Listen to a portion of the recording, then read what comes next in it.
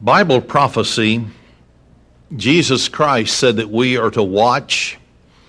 We're to make sure that all things that we see, we put it into proper perspective so that we can not just think that we're living in the end of the age, but we will have documentation to understand that we really are. When Jesus Christ gave in Daniel chapter 12, verse 4, that there would be knowledge that would increase, he said there would be world travel. This has happened because when we look around, we can see that there is no such thing as jumping on a camel's back and going across the earth. But we can jump in a jumbo jet. We can be on the other side of the world in a matter of hours. We know that every 2.5 years, knowledge becomes obsolete as far as the electronic industry, computer industry, and that type of thing. So we are living in the very time that Jesus talked about, the end of the age. So in Matthew 24, and then again in Luke 21, especially verse 36, we're told to watch world events so that we can put together a pattern that has been laid down in the pages of the Bible so that we can know that Jesus' return is within a certain period of time, that we can understand that Jesus Christ is coming to establish his kingdom, because after all, the whole Bible, the good news is the coming of the kingdom of God.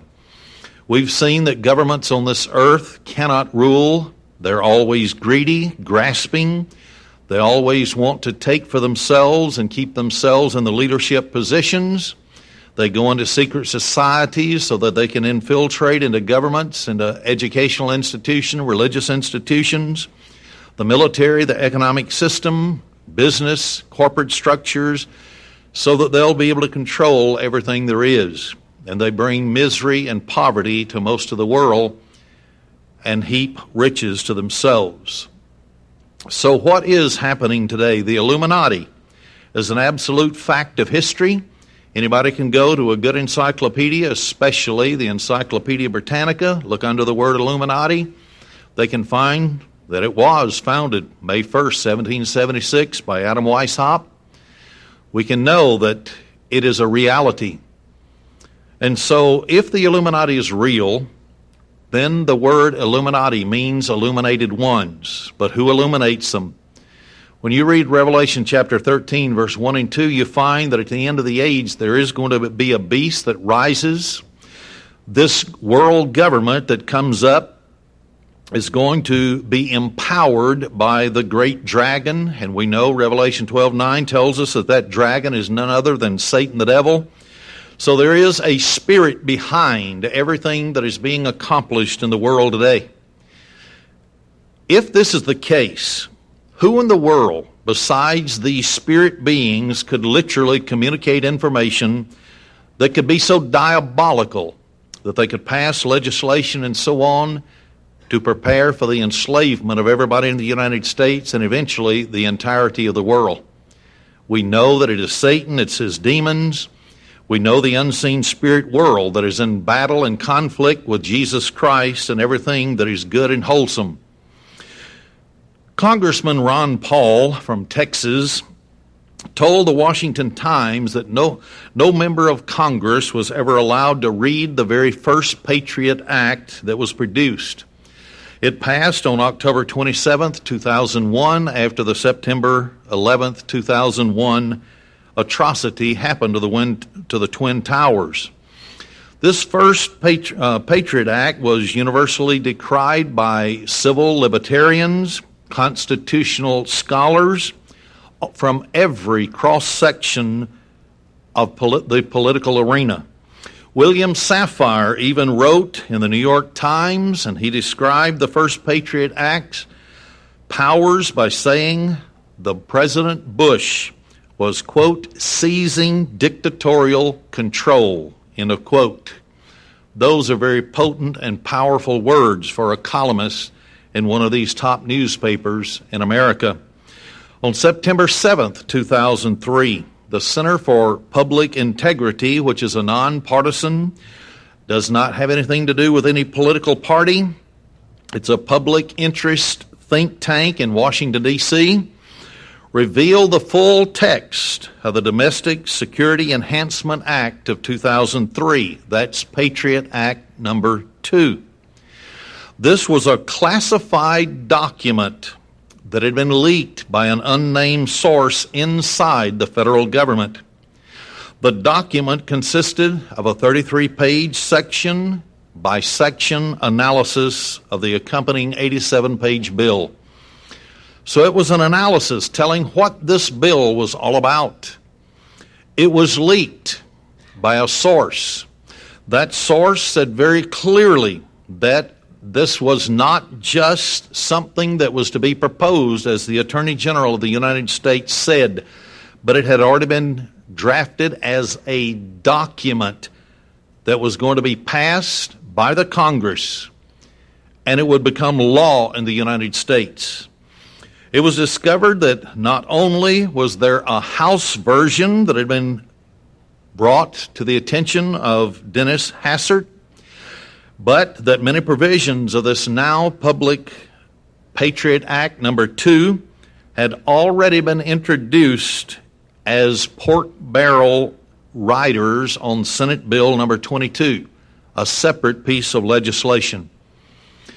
So this means that many of the things that I'm going to be discussing tonight is now law in the United States of America. It's just a matter of implementation before you and I will be seeing the results and the effects that is going to come down upon every person in America.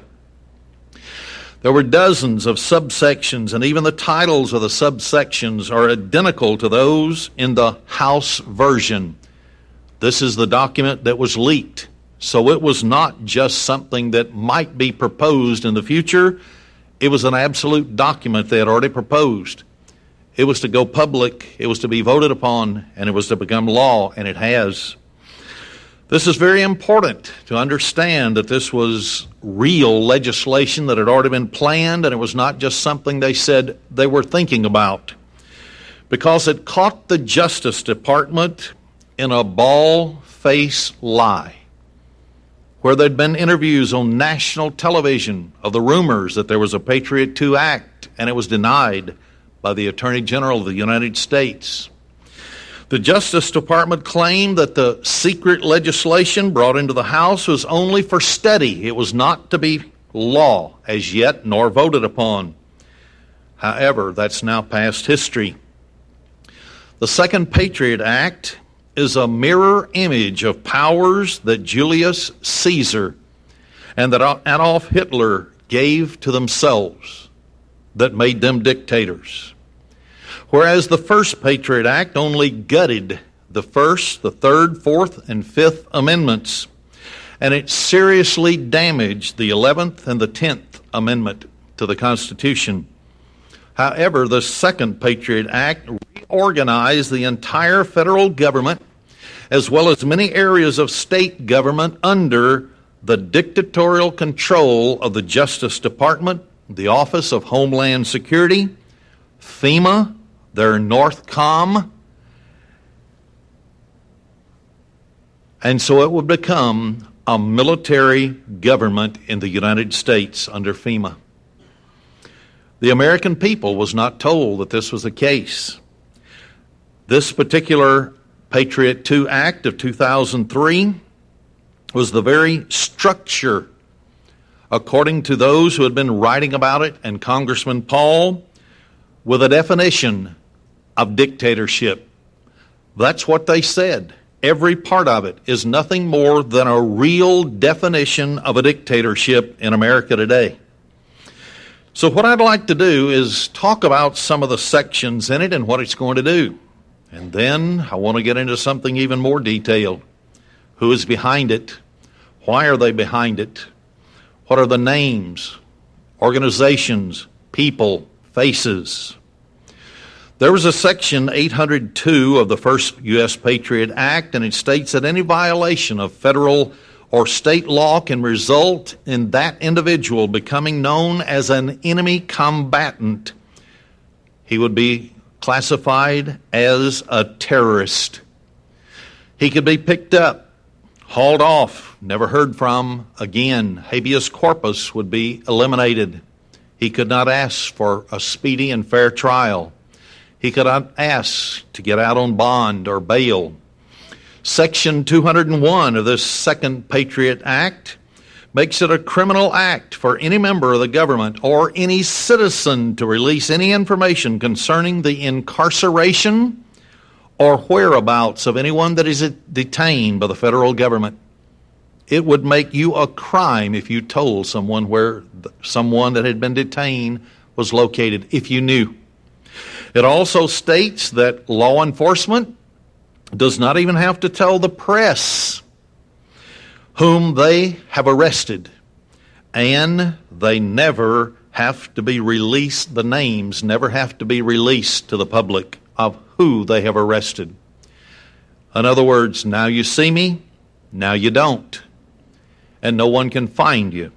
Section 301 and Section 306, classified as the Terrorist Identification Database, actually sets up a national database of suspected terrorists, and it radically expands everything that had been included in Patriot 1, so that even if you were a criminal and they suspected you of even knowing terrorist groups or a terrorist individual, even though you didn't know they were terrorists, you now could be picked up. They could place you in a national DNA identification database. They could place you on probation for the rest of your life for any crime or suspected crime. Section 312 gives immunity to law enforcement agents who are engaging in spying operations against the American people. And it would place substantial restrictions on court injunctions against federal violations of civil rights across the board. So they could violate your civil rights, my civil rights, or any other person they deem to be an enemy combatant. And it would curtail the courts from interfering and giving injunctions to require you to be released under the habeas corpus laws guaranteed by the Constitution of the United States. Section 101 will designate individual terrorists as foreign powers. It doesn't matter if you're born in the United States and you're a United States citizen. And again, it will strip them of all rights under the enemy combatant designation. This is serious business. No wonder Jesus said to watch, because there comes a time when God is going to scatter the holy people. It's prophesied in Daniel 12, verse 7.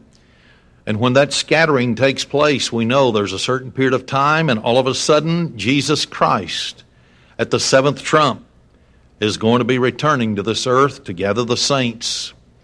And we'll all be changed and given our new glorified body, and the good news of the kingdom of God will finally be reported to the entirety of the world, because they will see Jesus in person and the saints.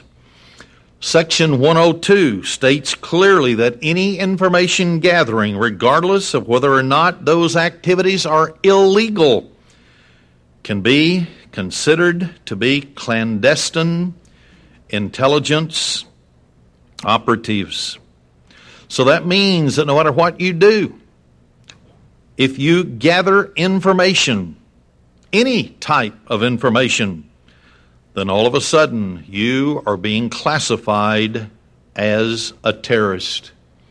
What is that going to do to right-wing newspapers? What is that going to do to all those who preach Bible prophecy? What is that going to do to anyone who is a Christian and who understands that the coming of the kingdom of God is the hope of the world? But then they also tell exactly what is wrong with the world and does exactly what Jesus Christ said in Isaiah 58:1 to cry aloud, "Spare not, show my people their sins." It's going to shut down. No wonder there's coming a famine of the hearing of the Word of God. It's prophesied in the Bible. It'll come. They built it into this Patriot 2 Act. Under subsection 501, a U.S. citizen engaging in unlawful activities can be grabbed off the street. They can be thrown into a van or a government unidentified car, and never seen again. Never.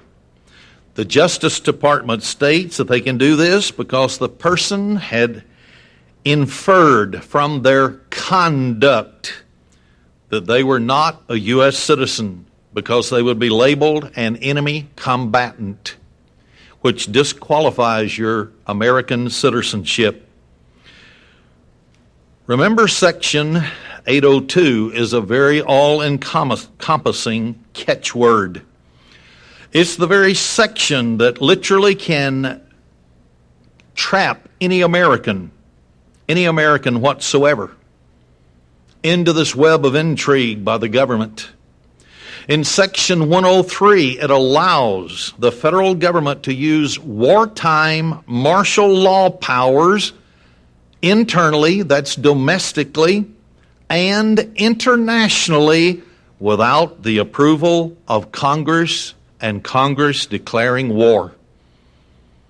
That means they will be able to send the military anywhere in the world they want to once this Patriot Act comes to the fore and it's enforced all over the nation. They'll be able to use the military of the United States for law enforcement everywhere in the world to create the one world government.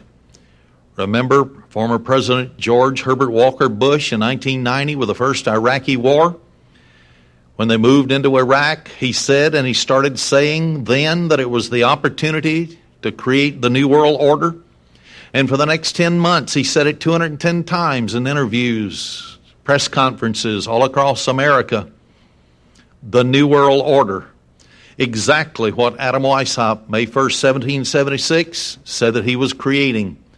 In the Latin language, the Novus Ordo Seclorum, translated into English, the New World Order, or the New Secular Order of the Ages.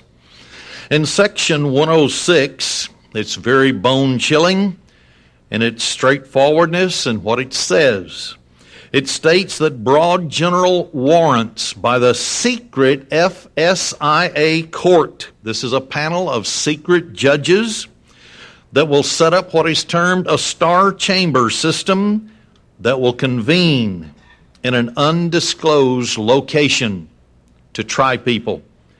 They will be granted power under this Patriot Act. It will supersede any of the federal court system already intact in the United States. It states that government agents must be given immunity for carrying out searches with no search warrants. Without prior court approval, they will receive immunity, cannot be prosecuted, cannot be sued, cannot be taken into a court of law and held accountable for their actions. This is all law now. It will be coming down to you and to me and the whole nation. This section throws out the entire Fourth Amendment to the Constitution. It makes it obsolete against unreasonable searches and seizures of private property. This has been one of the amendments that has been a stalwart against tyranny since the founding of our nation. Section 109 of the Patriot II Act allows the secret star chamber courts to issue contempt charges against any individual or a corporation who refuses to incriminate themselves.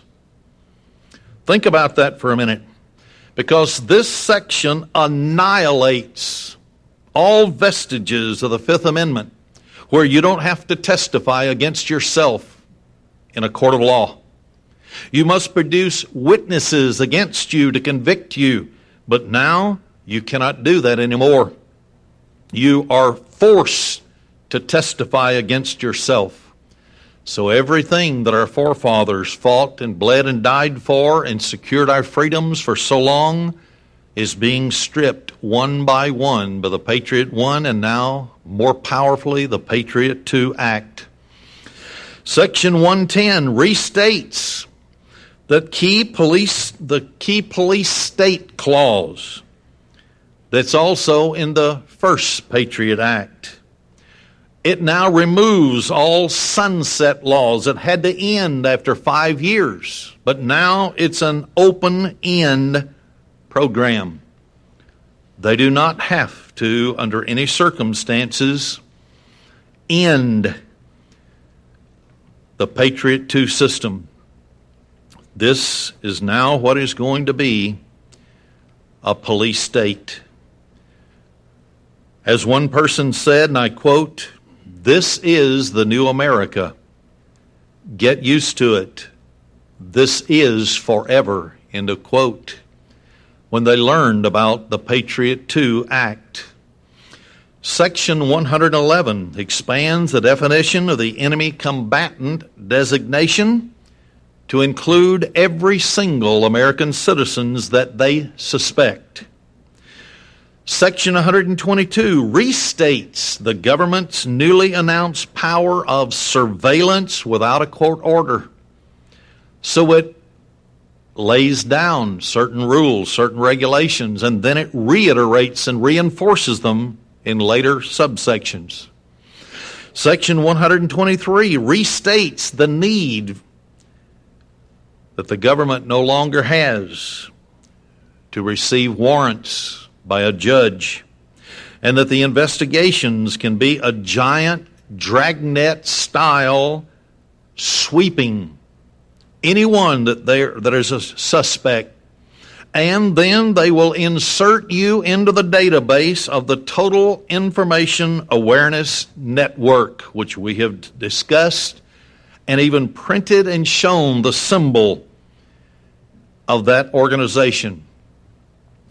Over and over again, in subsection after subsection, the Second Patriot Act states, without using these terms, that its new Soviet-type powers will be used to fight international terrorism, domestic terrorism, and then it always ends with a phrase, other types of crimes. That leaves the door wide open for anyone in America that they want to shut down. They want to stop. They want in some way to harass or accuse them of being a criminal, because now they will come under the phrase other types of crimes that has nothing to do with terrorism. Only Satan and his agents could come up with such information as this and twist the laws to no end. Of course, the government had already announced in Section 802 of the first USA Patriot Act that any crime is considered domestic terrorism. Any crime. Section 126 grants the government the right to go into the entire spectrum of public and private sectors looking for information, from bank records to educational records, medical records, past school records, anything about a suspect. This is the enacting law to allow Echelon, which is their satellite system, and the Total Information Awareness Network to totally break down every single wall of privacy in America. And therefore, no longer will any of the amendments to the Constitution have meaning that guarantees our privacy. The government states that it must look at everything to determine if individuals or groups might have some type of connection to terrorist groups. That's why they want to eliminate all privacy. But then under that little phrase, and other types of crimes, it applies to that also, or suspected crimes. So I think we can all see by now that you're guilty from now on in America when this goes into full vogue, until you prove yourself innocent, which is going to be very, very difficult to do. Section 127 allows government to take over such places as coroners' operations, medical examiners' operations, as they see fit. anytime they want. Kind of reminds me about Bill Clinton in Arkansas, where the state appointed and hired coroner would rule people had committed suicide even when arms and legs had been cut off, when they had bullet holes in their head, killed mafia style. Suicide. Section 128 allows the federal government to place gag orders on federal and state grand juries. No information coming out of them. And they would even have the power, if they deem necessary, to take over the entire proceedings of grand juries to determine the evidence whether somebody should go to trial. It also disallows individuals and organizations to even try fighting a federal subpoena. So defending yourself will be a terrorist action from the time forward when this is implemented in its fullness. That means Americans will have no freedom. That means they will have no protection guaranteed under any of the amendments to the Constitution. Section 129 destroys any remaining whistleblower protection for federal agents. So the federal government will not allow any more whistleblowers to tell what they're doing that is wrong. Section 202 allows corporations to keep secret their activities concerning toxic biological, chemical, and radiological materials. All secret. Only the government needs to know. Section 205 allows top federal officials to keep all their financial dealings secret, so nobody can be exposed for overcharging like Halliburton and Vice President Cheney. They can keep all of their records private. Anyone investigating them could be considered a terrorist under Section 205. This should be very useful to those that want to cover up their evil doings in government. Section 303 sets up a national DNA database of suspected terrorists. And remember, that could be anyone that they deemed an enemy combatant. The database will also be used to stop their unlawful activities. That's the individual's unlawful activities. It'll share the information with state, local, and foreign agencies.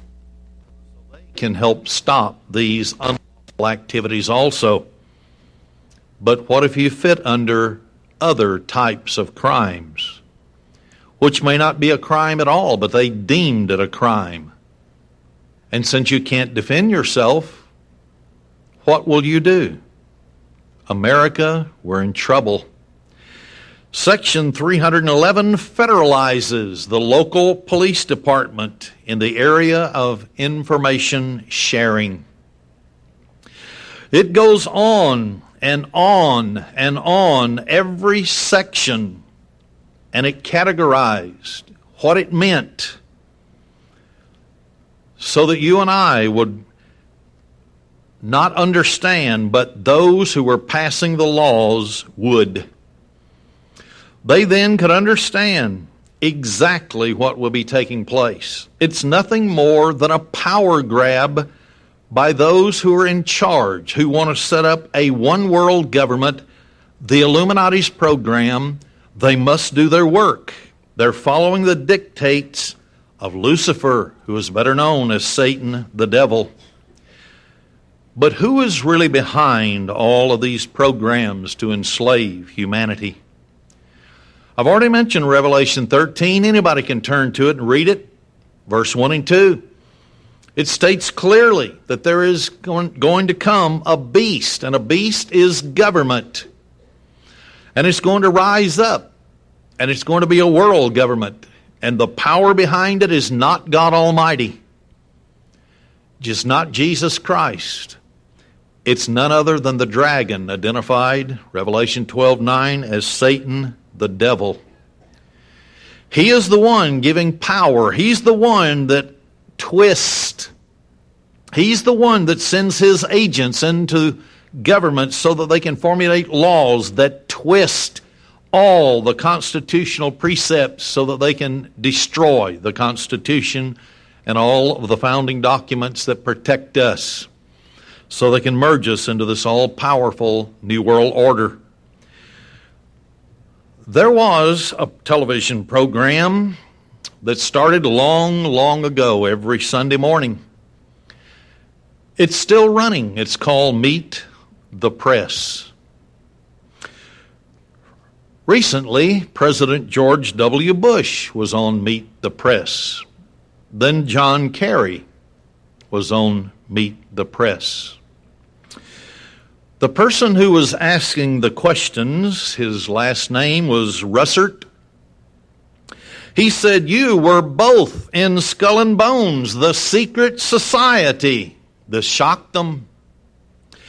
President Bush said, "It's so secret we can't talk about it." Right on national television on Meet the Press. Russert then followed up, "What does that mean for America? The conspiracy theories are going to go wild." President Bush said, "I'm sure they are. I don't know. I haven't seen the web pages yet." Then Russert asked about the number 322.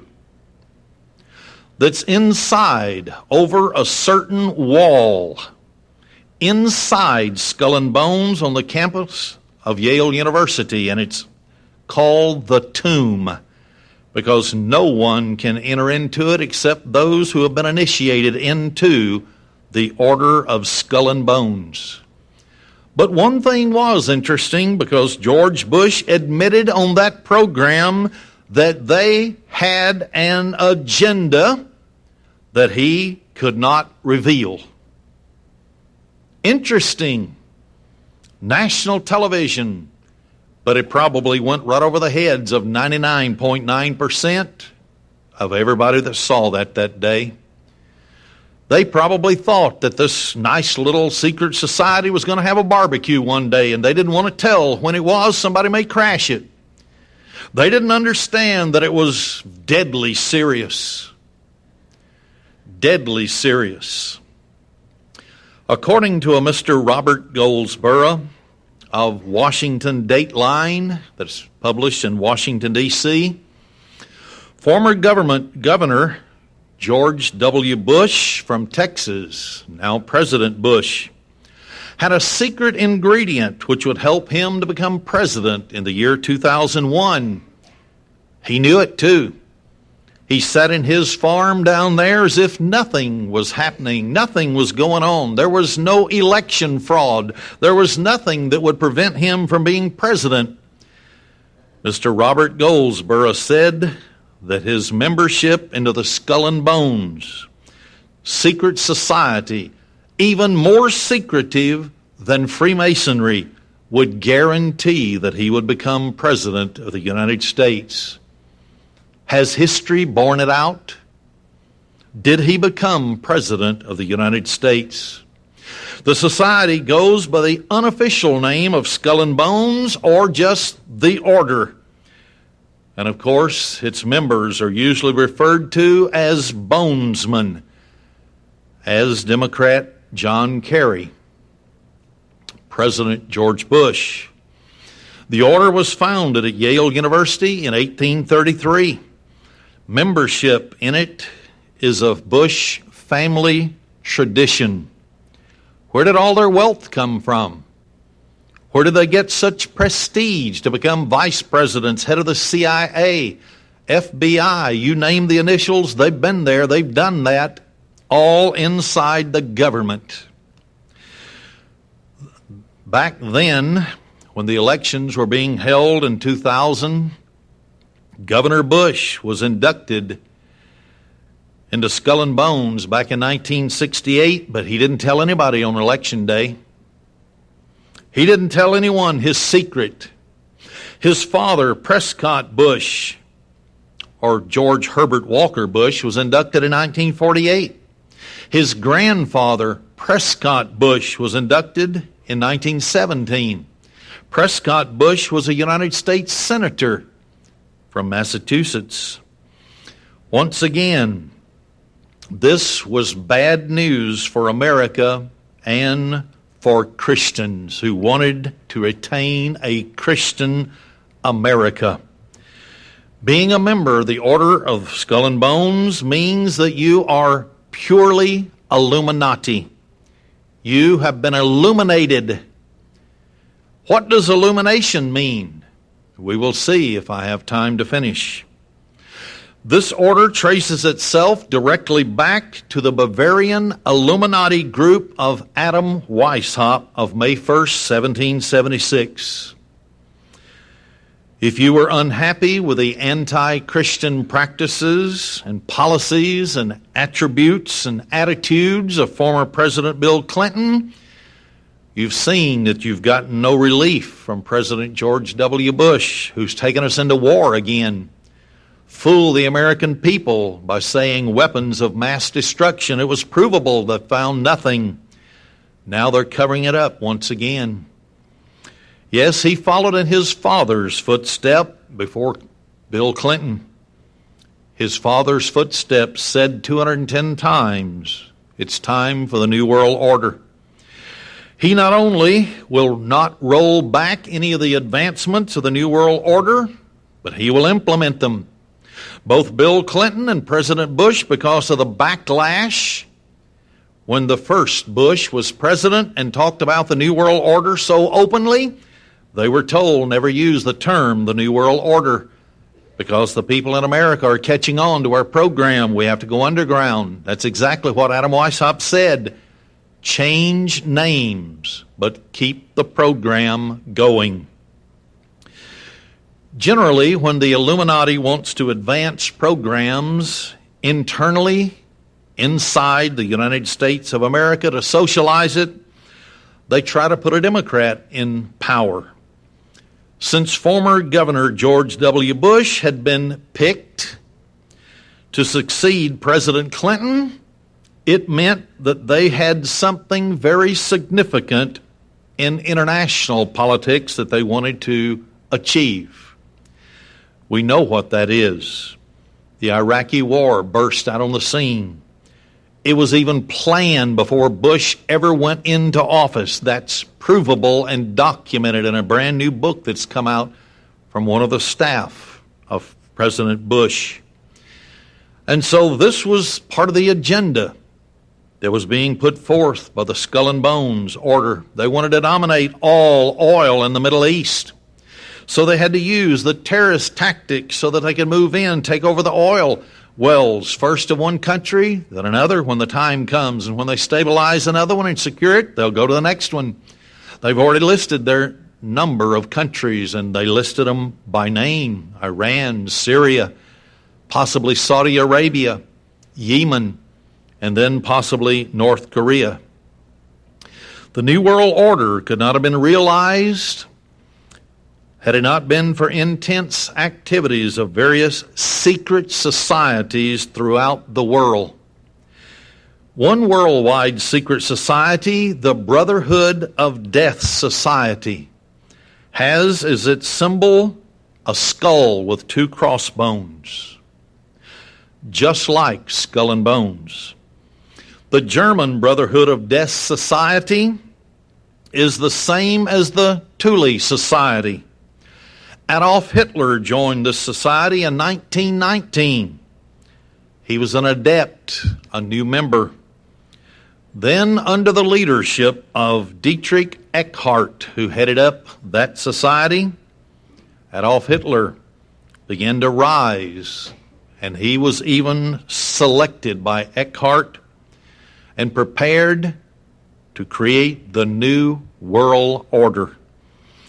Eckhart, on his deathbed, confessed the following, quote, "Follow Hitler, he will dance, but it is I who have named or called the tune.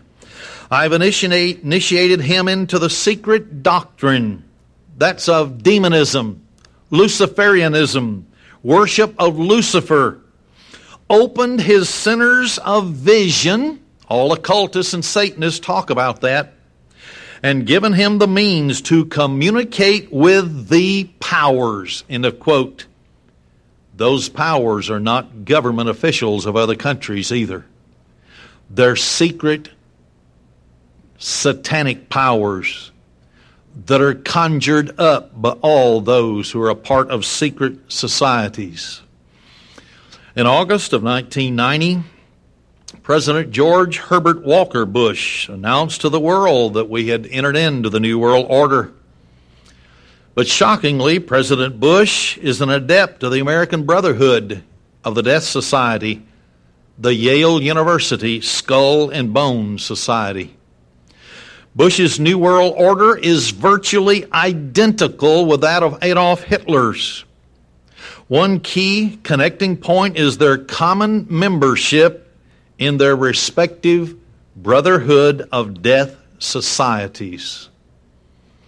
Skull and bones symbol is also a skull with two crossbones, but with a mysterious number 322 underneath it. Remember that all members of the American Skull and Bones are just as occultic as Adolf Hitler and all members of the Thule Society of Germany and Europe. This premise is one that shocks most people when they find out that the heart and core of this secret society is occultism, Satanism, Luciferianism. Why should it, though? If they've read their Bible, they will know that the world is given power by this great red dragon called Satan the devil. Neither former President George Herbert Walker Bush nor his son, current President George W. Bush, look like Adolf Hitler. Their eyes don't look like they're possessed. They don't seem to act like him, so why would anyone even suspect that they're a part of such an organization? But remember, Jesus Christ, the one and only Savior of this world, was asked in Matthew 24 concerning the end of the age.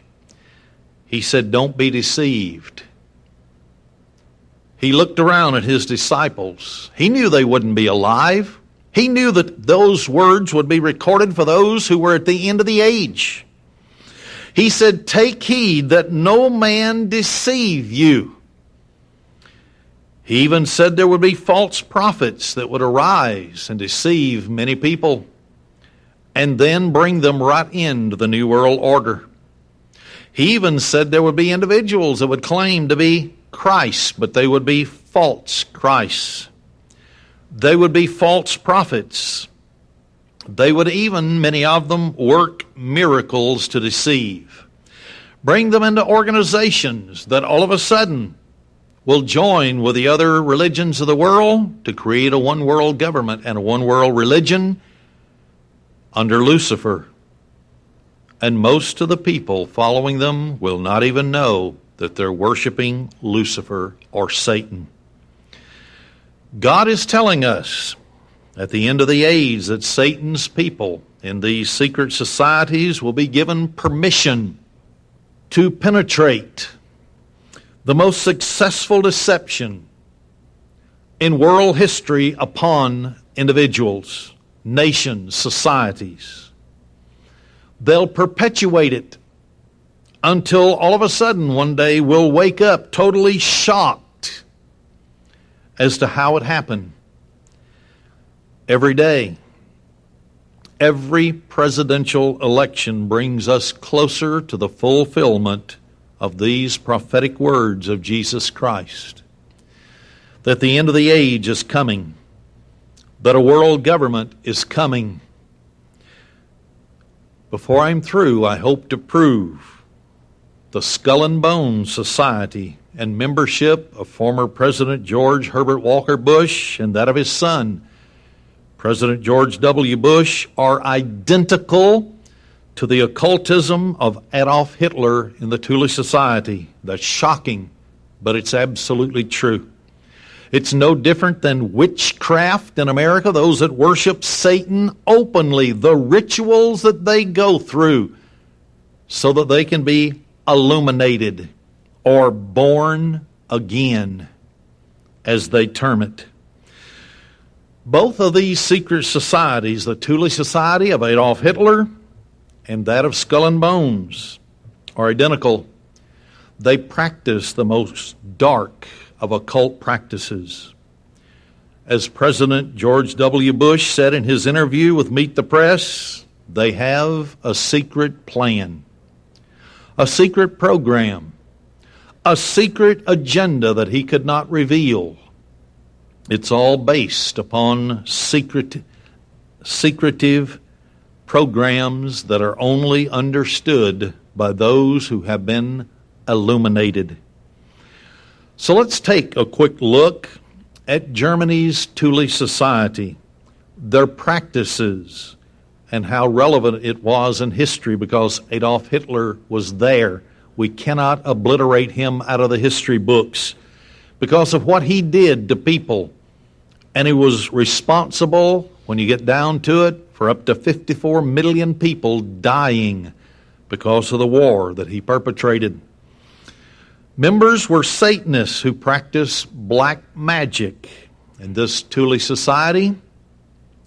This means that they were, and I'm quoting from the book Spear of Destiny, solely concerned with raising their consciousness by means of rituals to awareness of evil and non-human intelligences in the universe. What are non-human intelligences? Spirits. Satan is a spirit. He rebelled against God. Revelation 12, verse 3 to 4 says that 1/3 of the angels followed Satan. These are the ones that they come into contact with so that they can be illuminated. They can be born again into this satanic society, only they don't like to call it Satanism. They refer to him as Lucifer. And with achieving means of communication with these intelligences, end of quote. Just think about what that said. The words. They go through rituals so that demonic power begins to flow through the participants that take part in these powerful activities. They have prescribed chants. They have formulated wording so that they will speak carefully certain words and phrases so they can conjure up these spirits.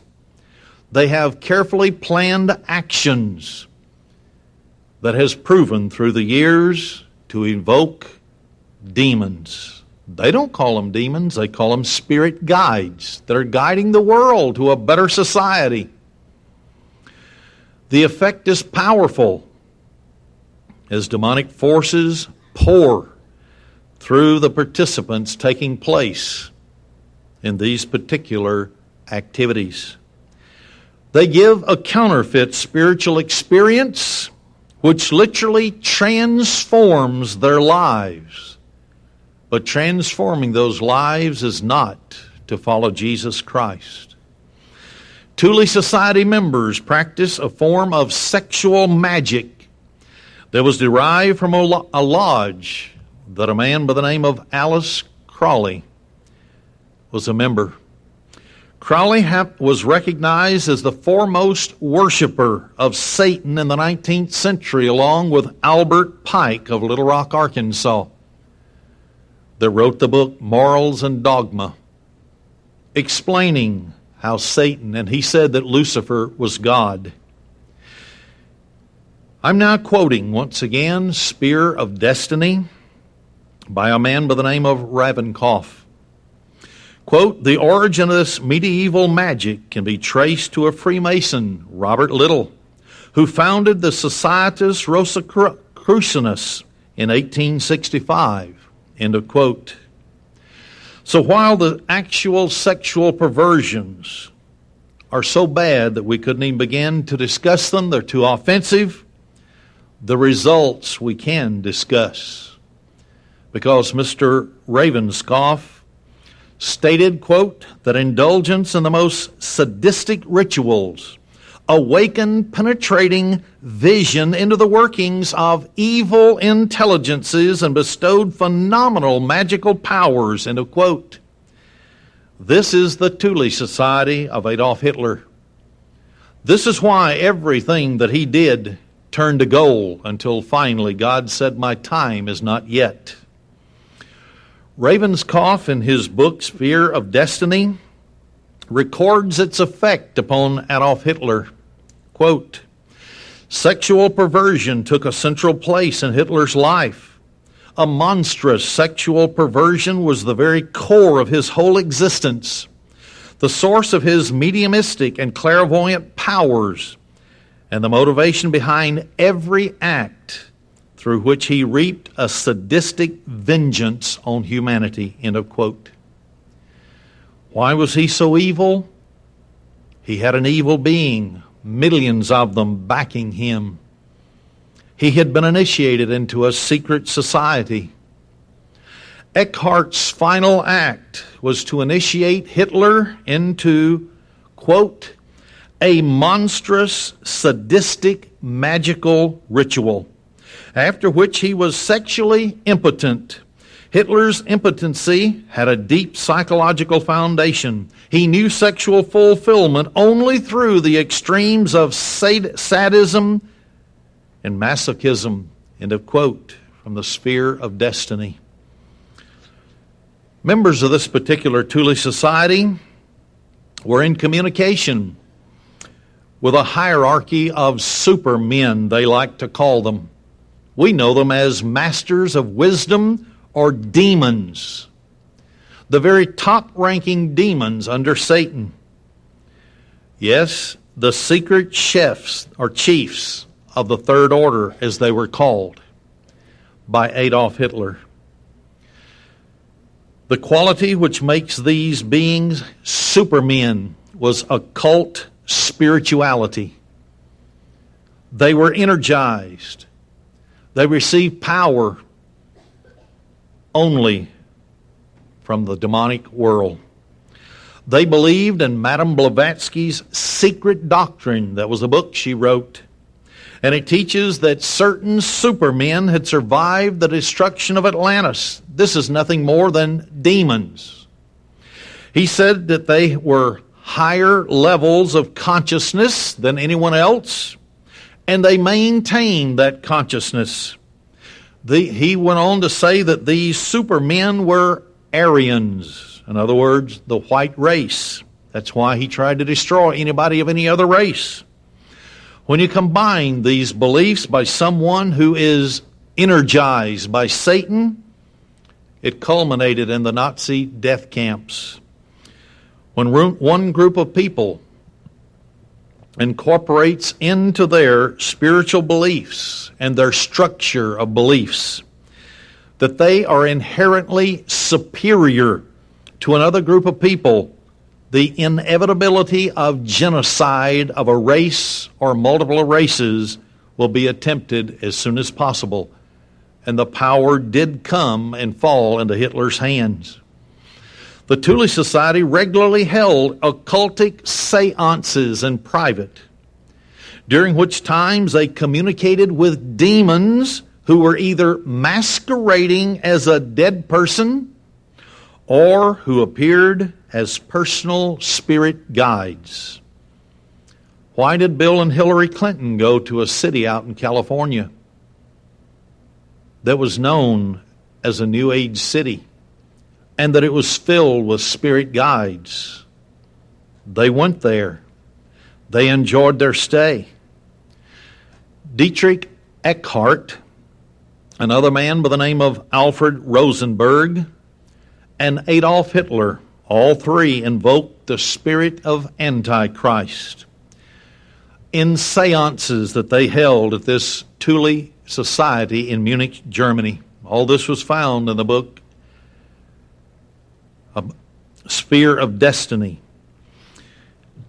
Eckhart believed that he had been told by this spirit guide that he would have the privilege of training the Great One, the Antichrist. So from the very beginning of their association, Eckhart believed that Adolf Hitler was the Antichrist and he would be able to train him.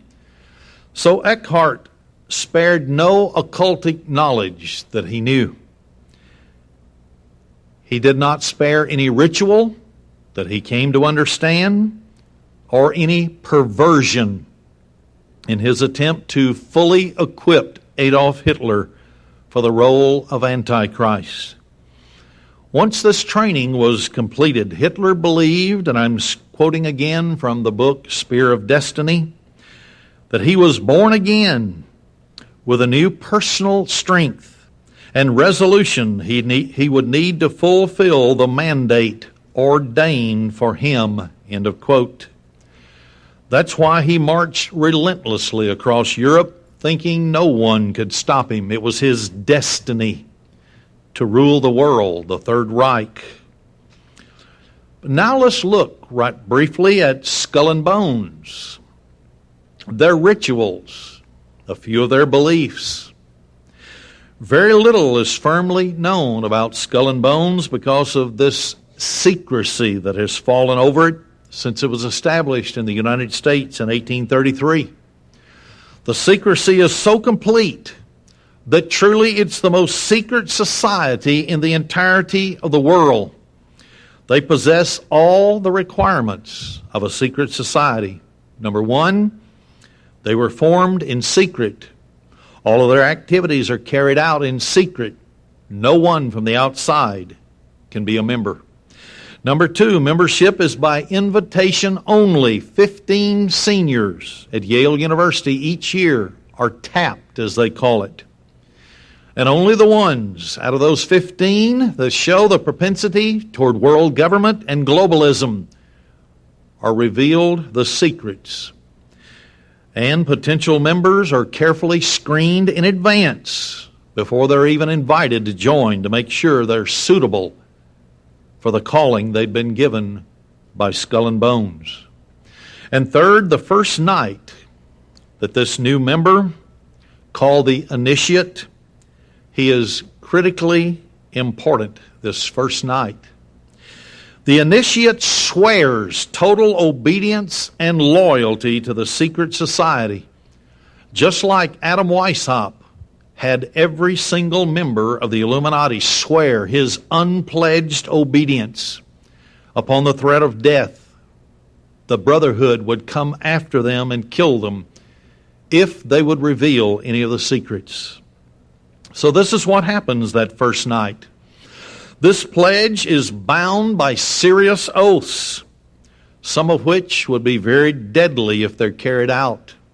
Just as in the 33rd degrees of Freemasonry, the highest degrees were their hands selected to understand the program for world government. The first night is also critically important as it binds the initiate to the society by means of rituals that he must go through, oaths that he must take, and confessions that he must utter in front of all the old-time Skull and Bone members. The Skull and Bones also incorporates sexual activities into their practices, just like the Thule Society of Germany. I'm quoting once again from a man by the name of Rosenberg, who actually penetrated into Skull and Bones and wrote an article about it way back in the 1980s. Quote, "The ritualistic death of the initiate will be as frightful as the use of human skeletons and ritual psychology can be made." End of quote. Sexual perversions as part of the ritual psychology.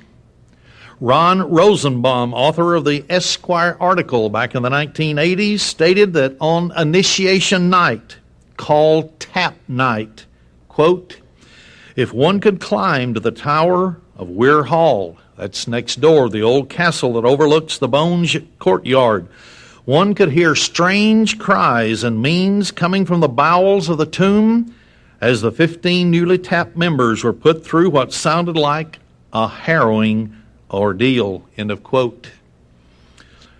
He further stated, quote, they lay naked in coffins and tell their deepest and darkest sexual secrets as part of their initiation, end of quote, from that article. These experiences in the coffins incorporated sexual pain and resulted in being what they term born again into the order. A powerful spiritual force would begin to charge through the participants, all 15 at this ceremony, and according to this article, transforming their lives drastically. That's why they all look alike. They part the hair alike. They dress alike. They think alike. They act alike. You notice all these top government officials. This type of ritual is classic Satanism. Anton LaVey, in his book, The Satanic Rituals, Companion to the Satanic Bible, on page 57 says, companion to the ceremony of rebirth takes place in a large coffin, just like Skull and Bones. This is similar to the coffin symbolism that is found in most lodge rituals, end of quote. Now this was a Satanist who made no bones about who he was. He said it's in nearly every lodge ritual. It's in Skull and Bones by someone who infiltrated it and wrote an article. So make no mistake about it. Any organization which utilizes this coffin ritual to stimulate what is called a rebirth is practicing Satanism. This is where they become illuminated with a spirit, but it is not God's spirit. And this also includes Skull and Bones. The Skull and Bones Society believes that on the night of initiation, quote, the initiate dies to the world and is to be born again into the order, end of quote. That's why birds of a feather flock together. These members of secret societies always hang together, whether it's government, business, or whatever. Just remember Hitler's belief that he had been born again after his ritualistic initiation in his training. This term is a common one in occultism, Satanism. During the 1988 presidential campaign, a TV reporter asked Vice President George Herbert Walker Bush if he was a Christian. Mr. Bush initially stammered and couldn't give an answer. Then he said, if you mean being born again, then yes, I'm a Christian. But he didn't say what this born-again experience was for him. He didn't say Skull and Bones is born again when demons come into the ritualistic ceremonies of the coffin. Yes, then Vice President Bush answered this question in a very expert manner so that he wouldn't divulge his true occultic foundation, while on the other hand he would mislead innocent, trusting Christians into believing that he was a Christian. You know, Christians practice water baptism by complete immersion so that we can show that we have died to our old way of life. And when we come out of that water, we've had our sins forgiven. And so now we start on a new life of obedience to God. Occultists, Satanists, and yes, Skull and Bone members have their coffin ritual to demonstrate the life transformation that they engender. only to a false God who is no God at all. Rather, he's a rebellious fallen angel, Lucifer, called Satan. He's pawned himself off as the brother of Jesus Christ in all of these secret societies. He has told them that he believes in humanity and he wants to produce a loving government for humanity, while Jesus hates humanity. And that's why he never answers their prayers. That's why he never intervenes and gives them a global government of peace and prosperity. So those individuals who accept Lucifer do it because they believe Satan's lies. Rosenbaum's article in Esquire magazine continued to expose this so-called occultic born-again experience when he said, and I quote, "Then it's into the coffin and off on a symbolic journey through the underworld to rebirth, which takes place in room number 322. There the order clothes the newborn night in its own special garments, implying that henceforth he will tailor himself to the order's mission." End of quote. The ritual description is as occultic as can be. It truly reveals that Skull and Bones is satanic, because Satan has also used the identical rituals.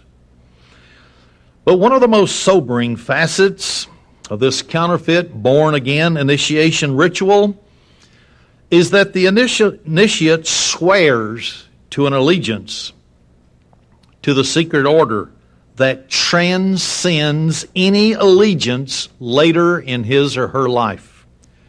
And Skull and Bones is only for men, not like the Council on Foreign Relations that reluctantly allowed women to start attending.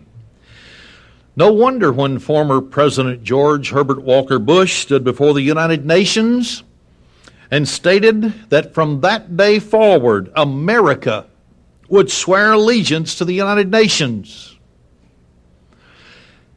His oath to uphold the Constitution of the United States from enemies abroad and internal enemies is secondary to his allegiance to the secret society of Skull and Bones, which is creating world government. This automatically meant that national sovereignty was secondary to him, and he must suffer because he was president in order to accomplish the goals of the Novus Ordo Seclorum, or the New World Order. A man by the name of Bill Cooper, who is now dead, he wrote a book, explained the disturbing facts very, very succinctly. Quote, "Members of the order," that's of Skull and Bones, "take an oath that absolves them from any allegiance to any nation or king or government or constitution.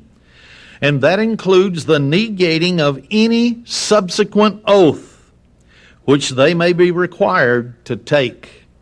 They swear allegiance only to the order of Skull and Bones and its goals of a new world order. According to the oath Bush took when he was initiated into Skull and Bones, his oath of office as President of the United States means nothing." End of quote from his book, The Pale Horse. Since President Bush's oath occurred after his oath in the Skull and Bones, his oath that he took standing there with his hand on the Masonic Bible of New York meant nothing. His son, President George W. Bush, has taken this same oath of office with his hand on the Masonic Bible. But previous to that, he was initiated and took the same oath that every other Skull and Bones members took in 1968. Since 1968 came first, any oath that they take after that time, they are absolved from it. They're not required to uphold it. And as Esquire magazine warned concerning the power of skull and bones, when this man Rosenbaum was collecting all the information for his article, he was warned, the power of skull and bones is incredible. They have their hands on every lever of power in the country. He was warned. He published it anyway. Since former President Bill Clinton is a member of the Secret Road Society, he felt that his supreme allegiance was to that order and not to the oath that he took to uphold the Constitution of the United States. He was absolved from that. That's why he took part in so many heinous activities while holding office from 1993 to the year 2000. The only thing which is important to Skull and Bones is their goal of a new world order. That's all. Anything else is just simply standing in their way. In connection with this understanding, remember one other secret society belief: the end justifies the means. It does not matter what it takes to accomplish their goal of world government. They can go to war, kill innocent people. They can murder people in political areas that stand in their way. They can promote lies, deceit, anything else you can think of to cover their own activities, as long as the result is the New World Order. The New World Order was the name that Adolf Hitler's utopian agrarian society was to be called. In his writings and in his speeches, Hitler constantly invoked this title, the New World Order. It was to be a planned society once he had conquered the world. When President George Herbert Walker Bush invoked the term the New World Order during his August 16, 1990 speech for the first time, he was one of only two people in the political arena in the 20th century that ever used openly the term the New World Order. George Bush and Adolf Hitler was the other. One of the Thule Society, the other, just spelled differently, Skull and Bones, but the identical rituals are taking place in each one of them every single year. So don't be deceived, Christian world. Former President Bush and President Bill Clinton's New World Order, and then current President George W. Bush and his Vice President Dick Cheney's New World Order will be identical to that of Adolf Hitler. They're members of the same society with different spellings in the names, located on different continents, but they have the same program. The Illuminati, who are worshipers of Lucifer, was founded on May 1st, 1776 by Professor Adam Weishaupt of the University of Ingolstadt in Bavaria, Germany. It was a secret society. But in 1785 and then again in 1787, several batches of their internal documents explaining their goals and purposes were confiscated by the Bavarian government. As a direct result, investigations determined that the aim of the Illuminati was world dominion, world government, using any means and methods that was necessary to advance their objective. Hence, their program was the end justifies the means. It has not changed today. Adam Weishaupt told his followers, if they catch on to you, just change your name, go underground. Continue the same program. It is thoroughly thought out. It will eventually achieve the purpose for which you're working, world government. During its time, the Illuminati had widespread and influential membership, just like the Council on Foreign Relations today, just like Skull and Bones today, just like the Council on Foreign Relations, as well as Trilateral Commission, the Bilderbergers, all of these secret societies or semi-secret societies. Very influential people, all a part of it. Some are for window dressing and do not understand what is happening, what they're involved in. They're only there to make it look legitimate. But others know the absolute goal of world government. The significance is that the methods and the objectives of all of these secret organizations parallels that of Skull and Bones, every one of them. And Mr. Rosenbaum, in his article in Esquire magazine, stated that the Illuminati ceremony has similarities to the order of Skull and Bones. He gave an example from John Robeson's book, The Proofs of Conspiracy. In that book, it said the candidate is presented for reception before everyone else. And then he's asked certain questions. And the answer he ended up with was that each person that becomes a member of the Illuminati has a character change.